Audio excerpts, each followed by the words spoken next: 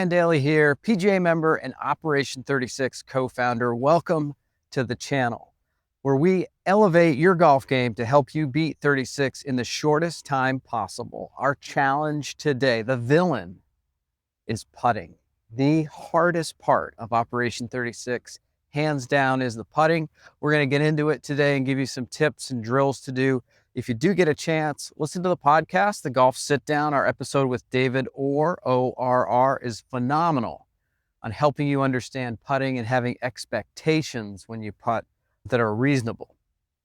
All right, the first thing that we're going to discuss is aiming your putter. What you're trying to do is you're trying to aim the face of the putter with where you want the ball to start. Many times when we see beginners start out, they just don't quite get the concept of aiming the putter, and it really hurts them when they're close to the hole. Let's go down to the tees, which are about 15 feet away, and I'm going to share with you a couple items on aiming your putter that will help you. So these short putts, when we're inside of 3 feet, we're certainly trying to make them. Not all putts on the putting green we're trying to make. We'll come back to that. But from 3 feet away, one of the great ways to practice this is if you have, this is a training aid called the putting sword. You can use this. You can use a ruler at your house. And what you're trying to do, once you put your ball there, is on a line that is perpendicular to the hole, which is on this putting sword. You're trying to set the club face where it lines perfectly up. And that will help you start to see where you should be aiming your putter face. With the putting sword, it's also helpful to bring it back a little bit further. And my goal here is to try to keep the ball on the sword the whole way through. That was okay. The ball started just a scooch to the right. So that means when I made contact with the ball, the face was pointed to the right ever so slightly. On the next one, I'm going to try to do an even better job of keeping the face perpendicular to or square to the putting sword. It's a great training aid. It gives you feedback right away on every single putt on how you do.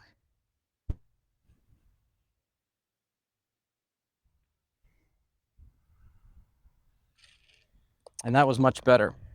I would check your aim once you get some skill in aiming every couple days, just to make sure it's somewhat close. Again, you can use a putting sword, a ruler. I used to use tile in my kitchen, and I double check that when I look down the grout of the tile, that the face is square, but I would get used to seeing what square is.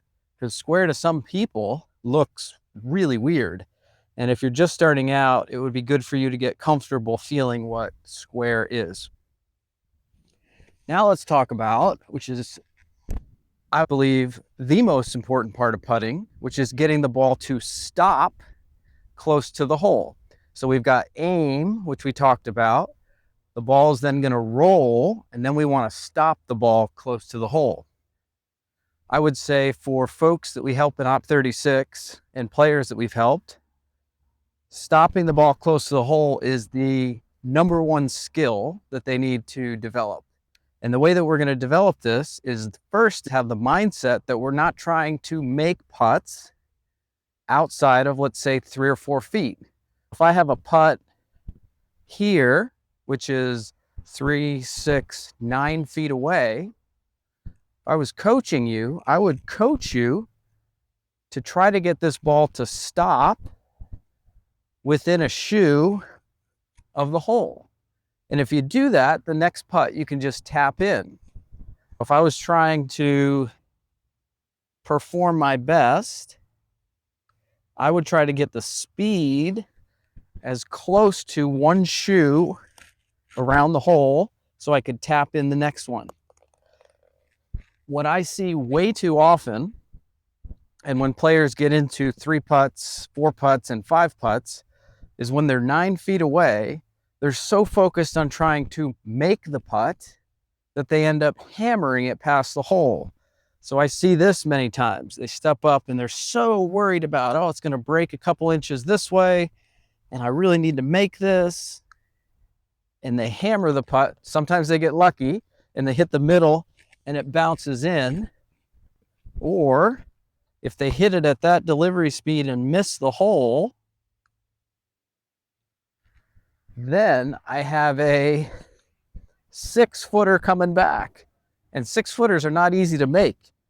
You do that enough, you're going to 3 and 4 putt. Let's go with the mindset, the strategy of stopping the ball close to the hole is our number one priority outside of 3 or 4 feet. I want to show you another training aid, stroke meter, which is going to help you even out your putting stroke. You might be looking at this and listening and going, oh, that makes sense. I got to stop it close to the hole. I've got the strategy, but I can't execute it. The way that you practice that is getting your putting stroke even on both sides. And let's walk over to the stroke meter real quick, and we'll use this to help us regulate our stroke length. We're going to set this up, let's say about 10 feet from the hole. The nice thing about this, if you want to come around here, TR, is that you're just trying to make sure that your stroke, how far the putter travels, is the same color. If you're making a small stroke, a bigger stroke, and a bigger stroke.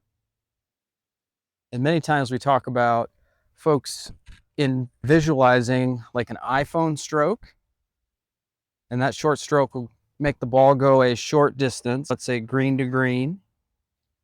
And then we ask them to visualize, if they want the ball to go further, an iPad stroke. That might be yellow to yellow. If we go yellow, yellow, the ball goes a little bit further. And then another image might be a laptop or a MacBook Pro or a TV. And if you've got the TV down here, you're wanting to go maybe from black to black. You're not wanting to go green, black. The reason that you don't want to go green, black is that the putter head has to accelerate so fast in a short period of time. It's very hard to control the face and also your acceleration rate. And I know some of these words are very big, but what you want to do is you don't want to be accelerating really fast through the ball when you go short, long. What you really would like to be doing is going on cruise control. You're not decelerating, you're not slowing down, but you're also not speeding up. You're just gliding through impact. And David Orr talks a lot about cruise control. So what I like to do is if I'm going red to red, I feel like the putter head is on cruise control as it's coming down to hit the ball. So red, red, red, red. I feel like when I do that, I have much better control of the face.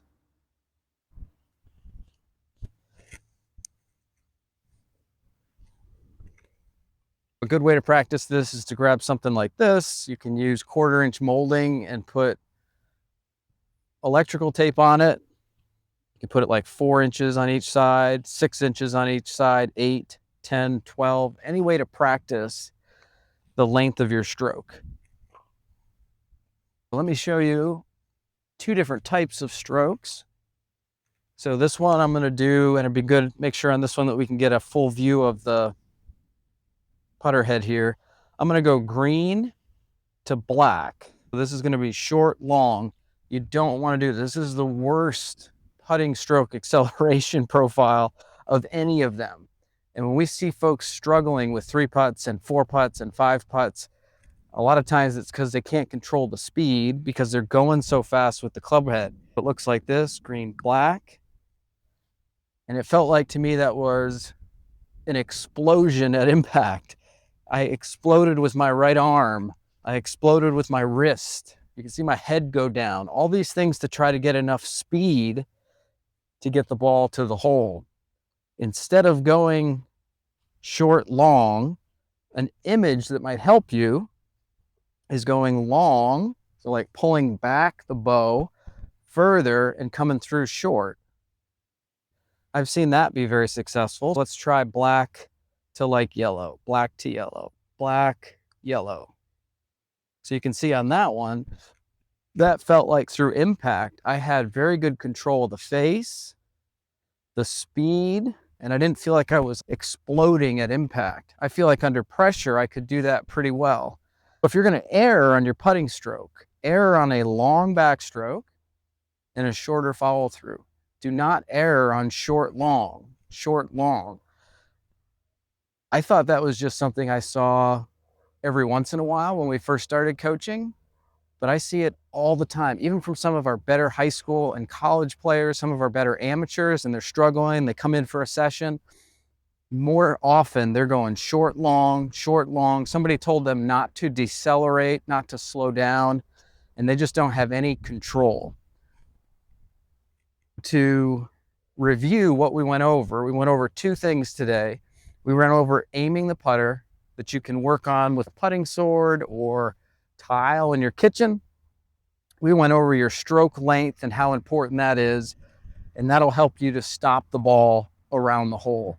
Now let me give you a performance game that you can do to work on these skills. It's called One Step at a Time. It's a very simple game. We learn through games. If you're doing this and you're having fun and you're enjoying it and you're like, man, this is fun, I'm probably not learning anything. No. We all learn through games and play. This is a great one that we use. This is one I highly recommend players use before they play every day or in a tournament. The way this works is you find any hole on the putting green, you need one golf ball, and go one step away from the hole, approximately 3 feet. Your goal here is to get this in the hole in 2 putts or less. This reinforces the mindset we talked about earlier of just getting it close enough to the hole to tap it in. I'm not necessarily trying to make every putt. And you can attach to this an avoidance, which is a game mechanic, that if I 3-putt, I have to start over at 1. I am at 1 step. My goal is to 2-putt or better. There's my first putt. I did it successfully. Now I'm going to go 2 steps away in a different direction. 1, 2. My mindset is to stop it close to the hole. I'm trying to have a fairly even stroke to help me with my speed.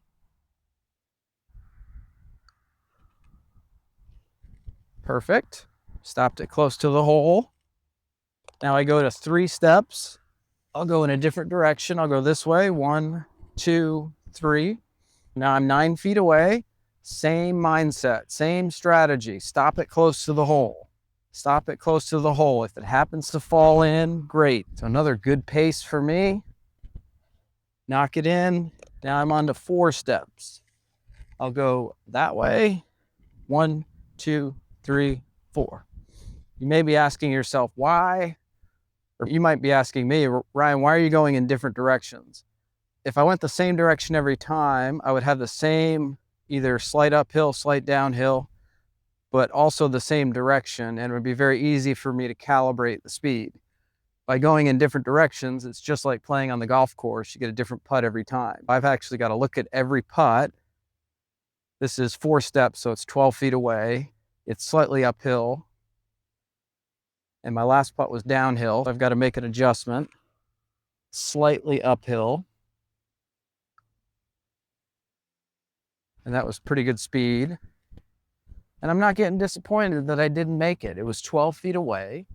Yeah, every once in a while, those are going to fall in, but change your mindset and your expectation to, I'm just trying to get it close to the hole. If it falls in, great.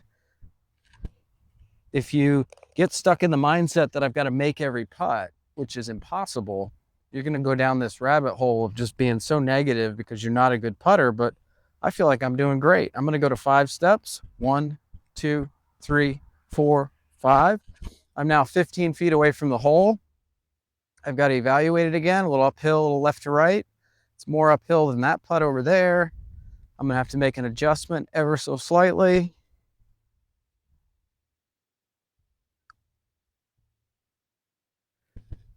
Okay, not too bad. Could have hit it a little bit closer, but close enough to knock it in. Now I'm going to go to 6 steps.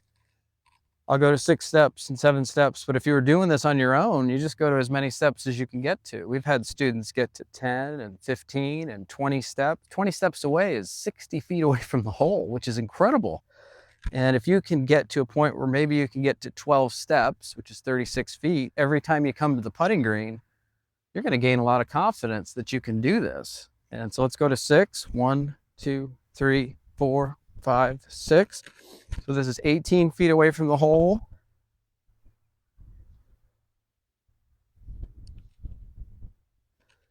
Same strategy. Stop it close to the hole. Okay, not too bad. My reads have not been great. Like, I've been missing a lot of these reads, but my speed has been halfway decent. Decent enough that it gives me a chance to 2-putt. That game, one step at a time. I would challenge you to do that quite often, to check your speed. Every day, the green speed is slightly different. You need to calibrate the speed every single day. Make sure you're using the same golf ball, same putter if you can. Green speeds change because of the weather, how much they mowed the grass, if you're playing the same course. Get really good at calibrating and adjusting your distance. If you'd like additional help and more details, I would reach out to an Operation 36 coach near you to find a program that has a coach that will help you advance on the golf course in the different levels of Operation 36.